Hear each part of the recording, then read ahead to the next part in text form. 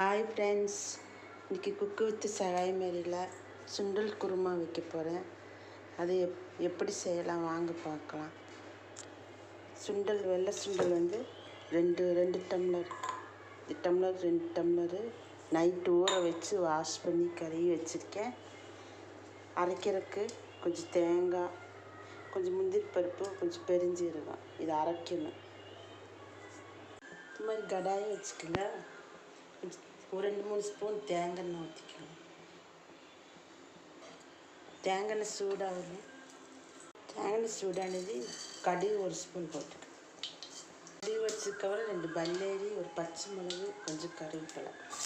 தேங்காய் எண்ணெய் ஊற்றோம்னா அப்படியே டேஸ்ட்டாக இருக்கும். தேங்காய் எண்ணெய் ஊற்றி நல்லா வணக்கணும். கடுகு வெடித்து போட்டு இதோட தக்காளி போட்டு வணக்கணும். 2 தக்காளி கட் பண்ணி போட்டிருக்கேன். 2 தக்காளி பழம் போடணும். போட்டு நல்லா வணங்கணும். வணங்கிட்டு நல்லா இந்த மாதிரி வணங்கணும்.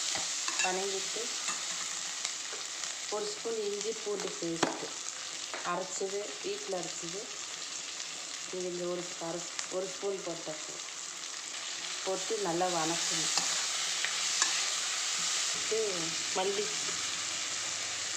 மல்லிப்பொடி ஒரு ஸ்பூன், மிளகாத்தூள் 1 ஸ்பூன்,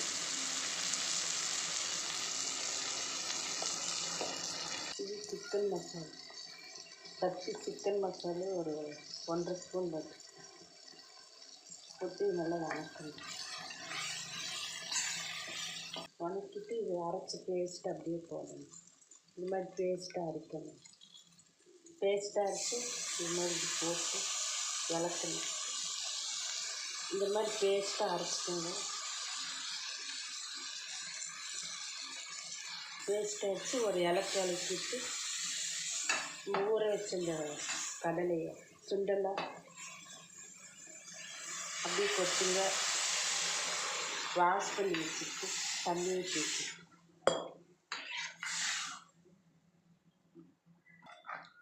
தண்ணி இப்படியே ஊற்றி உப்பு, மஞ்சள், உங்கள் அளவுக்கு காரம் எல்லாம் பார்த்து போட்டுக்கோங்க. உப்பு போட்டுக்கணும்.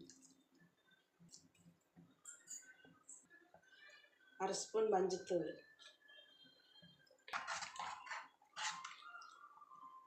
போட்டு ஒரு 6 விசில் வச்சிடுங்க. 6-7 விசில் வச்சுருங்க. சுண்டல் நல்லா வெந்துடும். சுண்டல் குருமா ரெடி ஆயிடுச்சு. நீங்கள் மல்லித்தலை கொஞ்சம் இப்படி தூவி